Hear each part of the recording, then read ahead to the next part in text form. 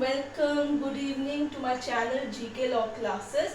आज हम PIL यानी पब्लिक इंटरनेशनल लॉ के अंदर चैप्टर नंबर 2 स्टार्ट करने वाले हैं। आज जब हम वीडियो स्टार्ट करेंगे उससे पहले आप देख सकते हैं 3 वर्ड्स यहाँ पे लिखे हुए हैं, लाइक, शेयर एंड सब्सक्राइब। कारण वीडियो स्टार्ट करने से पहले अगर आपको हमारी प्रीवियस वीडियोस अच्छी लगी हैं तो उन्हें लाइक कीजिए, शेयर कीजिए, सब्सक्राइब कीजिए। अगर कोई भी आपका कमेंट है या आप चाहते हैं कोई पर्टिकुलर सब्जेक्ट पढ़ाया जाए पब्लिक इंटरनेशनल लॉ के बाद, तो आप नीचे कमेंट बॉक्स पे लिख सकते हैं।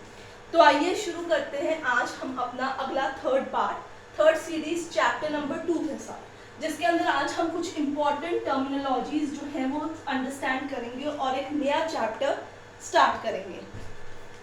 तो सबसे पहले आज हम शुरुआत करने लगे हैं उस कॉन्सेप्ट का नाम है स्टेट। अब स्टेट आप आम जब सुनते हैं तो हमारा दिमाग में आता है इंटरनेशनल लेवल के अकॉर्डिंग कोई कंट्री, बट यहाँ पे बात की गई है कि स्टेट की ऐसे कौन से गुण होने चाहिए जो उसे स्टेट बनाते हैं, यानी वो इसेंशियल्स या वो रिक्विजिट्स जिसके कारण स्टेट जो है फॉर्मुलेट की जाती है। तो स्टेट को समझने के लिए और उसके इसेंशियल्स को जानने के लिए हमें जाना होगा article number 1 of, very important, भूलेगा मत, स्टेट के इसेंशियल कौन से आर्टिकल में दिए हुए हैं। Article number 1 of Montevideo. I hope handwriting आवाज दोनों ही क्लियर है, कुछ प्रॉब्लम हो तो आप नीचे कमेंट बॉक्स पे बता सकते हैं। कन्वेंशंस, ठीक है। तो स्टेट के एसेंशियल्स कहाँ मेंशन किए गए हैं? आर्टिकल नंबर 1 मॉन्टेविडियो कन्वेंशन के अंदर, ठीक है। इसमें वो आपको क्या बताते हैं कि एक पर्सन या एक एंटिटी अगर उसे स्टेट कहलाना है तो उसके पास क्या क्या होना चाहिए। So an entity to be called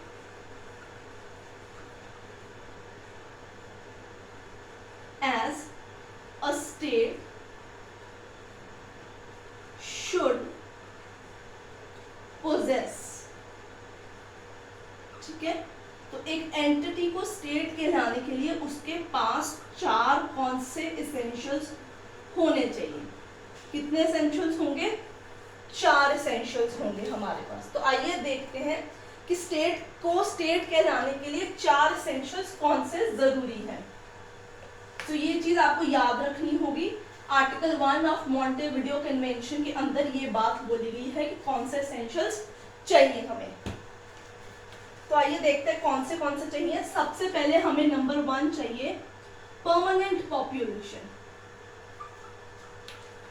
यानी स्थायी पॉपुलेशन, कि वहां पे लोग रहते होने चाहिए, ठीक है ना। तभी आप उनको सिटीजनशिप दे पाएंगे, उनके पास नेशनैलिटी होगी, वो डोमिसाइल कर पाएंगे। दूसरी चीज हमारे पास होनी चाहिए डेफिनेट टेरिटरी। टेरिटरी मतलब एक इलाके के ऊपर उनका हक होना चाहिए टू रूल। तीसरी चीज बहुत इंपॉर्टेंट है और वो है गवर्नमेंट, ठीक है, सरकार, to run this particular state. और चौथी चीज क्या है कि उनके पास एक कैपेबिलिटी होनी चाहिए to enter into diplomatic relations with other states, ठीक है। उनके पास क्या राइट होना चाहिए कि वो डिप्लोमेटिक रिलेशंस के अंदर हो सके, यानी वो दूसरे स्टेट्स के साथ एक अच्छे रिलेशन बना सके, उनके साथ इंपोर्ट एक्सपोर्ट कर सके, जब जरूरत पड़े तो उनकी हेल्प मांग सके। सो एक स्टेट को स्टेट कहलाने के लिए उसके पास नंबर 1 क्या होना चाहिए? Permanent population, definite territory, government and the capability to enter into diplomatic relation with other states. तो अब हम बात करते हैं, इसमें 2 चीजें आपके पास बहुत जरूरी है जिनका हम आगे डिस्कशन करेंगे। उसमें एक होगी पॉपुलेशन, एक होगी आपकी गवर्नमेंट। तो सबसे पहले हम बात करते हैं गवर्नमेंट के ऊपर।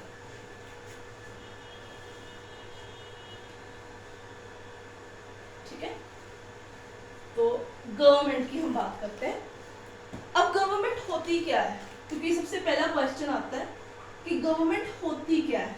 तो गवर्नमेंट बेसिकली एक ग्रुप ऑफ पीपल होते हैं, ठीक है, और I could say opted people होते हैं जिनके पास राइट होता है to govern upon that territory, ठीक है ना। They have the right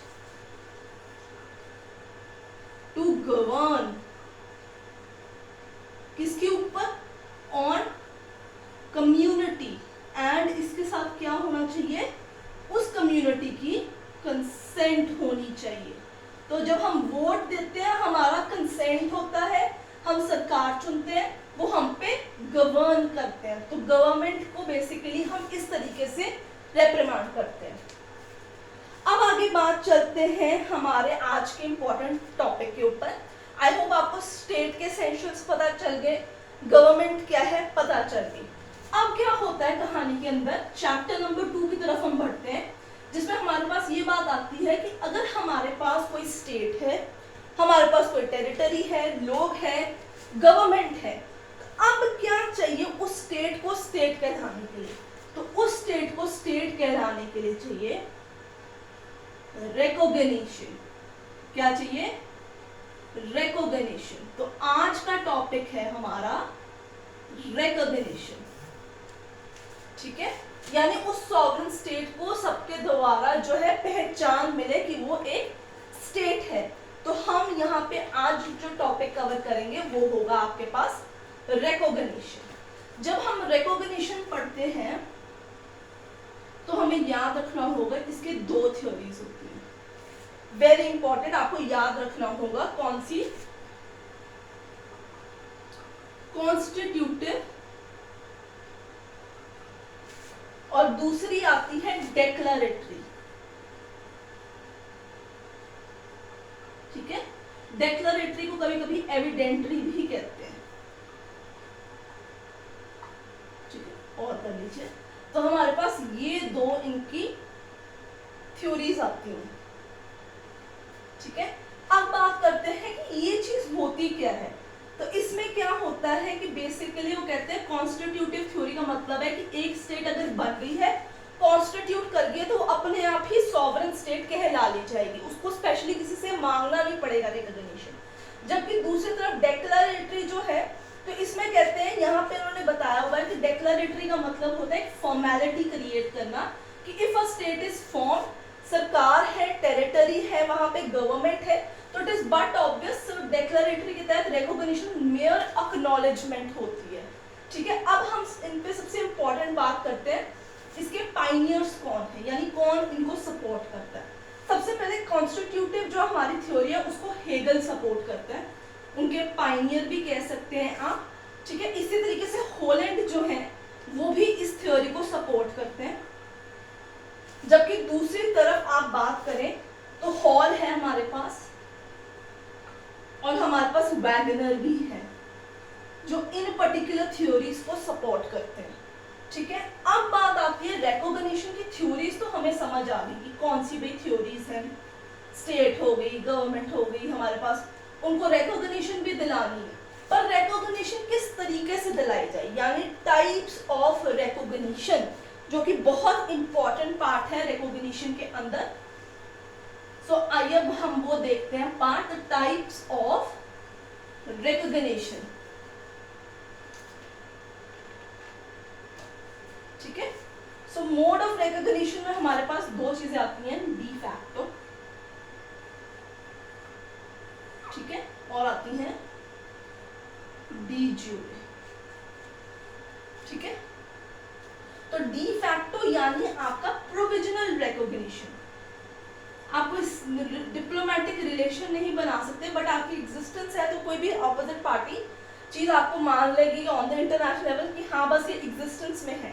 D जो है आपकी लीगल रिकॉग्निशन होती है, जब आपके पास right to establish diplomatic relationship आ जाते हैं, ठीक है। अब जैसे ये जो चीज है ना, ये आपकी डी फैक्टो, ये कभी भी विड्रॉन की जा सकती है, it is temporary, as I said in previous line, ये टेम्पररी है, बट ये चीज विड्रॉन नहीं की जा सकती है। डी ज्यूरे रिकॉग्निशन यानी यूएन मेंबरशिप आपकी, ठीक है। डी फैक्टो तो हम किसी भी स्टेट को दे सकते हैं, ठीक है। जैसे आपके पास एग्जाम्पल है ताइवान, ठीक है, इसको डी फैक्टो कुछ स्टेट से मिली है, सबसे नहीं मिली हुई है। अब बात कर लेते हैं इसके अलावा इसमें दो और आती हैं हमारे पास, वो है इम्प्लाइड और है दूसरी जो है वो है कलेक्टिव, ठीक है। सो हमारी इंपॉर्टेंट वाली तो डी फैक्टो और डी जोरे ही रिकॉग्निशन है जो उसकी टाइप्स हैं, ठीक है। बट ये भी दो हैं, अगर आपसे एमसीक्यू में पूछ लिया जाए अदर देन दीज टू तो ये इम्प्लाइड और कलेक्टिव ही आती है। लास्ट पार्ट जो हमारा रिकॉग्निशन का रह गया है वो है तीन थ्योरीज जो बेसिकली डॉक्ट्रिन्स कहलाती हैं। हम उनका सिर्फ नाम डिस्कस करेंगे, I give you little just कि किसके नाम पे वो डला हुआ है, वो इतना इंपॉर्टेंट नहीं है। अगर एमसीक्यू आए भी तो सिर्फ आपको नाम याद रखने हैं कि वो किसके बेसिस पे आते हैं हमारे पास, ठीक है। बस तीन ही है, तो वो है स्ट्राडा, ठीक है, स्टिम्सन और लास्ट है हॉलस्टीन। ये स्ट्राडा जो आपकी डॉक्ट्रीन है, let me mark, these are doctrines. Estrada doctrine Mexican government policy है, स्टिम्सन डॉक्ट्रिन जो है यूएस सेक्रेटरी स्टिम्सन के नाम पे डली गई थी, और हॉलस्टीन जो है ये जर्मनी का कंसेप्ट है। डिवीजन ऑफ जर्मनी के दौरान ये रिकॉग्निशन सामने आई थी, तो उन्होंने बेसिकली कहा था कि अगर एक वेस्ट साइड अगर कोई भी कंट्री ईस्ट को करेगी जर्मन को सपोर्ट, तो वेस्ट उसको सपोर्ट नहीं करेगी। सो वैसे इस पे सिर्फ क्वेश्चंस आएंगे, कुछ ज्यादा आने के चांसेस नहीं है कि कौन सी किस बंदे के ऊपर ये थ्योरी फॉर्मुलेट की गई हुई है। तो आपको बस इसके थ्योरीज के नाम जो डॉक्ट्रिन्स है, I am sorry not theories but doctrines, इनके नाम ही आपको पता होने चाहिए। So for today I think recognition concept, state आपको समझ लग गया, गवर्नमेंट आपको समझ लग गया, उसके टाइप्स, डॉक्ट्रिन और थ्योरीज भी क्लियर है। In case you have any doubt आप नीचे कमेंट बॉक्स पे लिख सकते हैं। वीडियो पसंद आया तो लाइक शेयर सब्सक्राइब करना भूलिएगा मत। Till then, till next video, chapter number 2 is end here. Bye bye.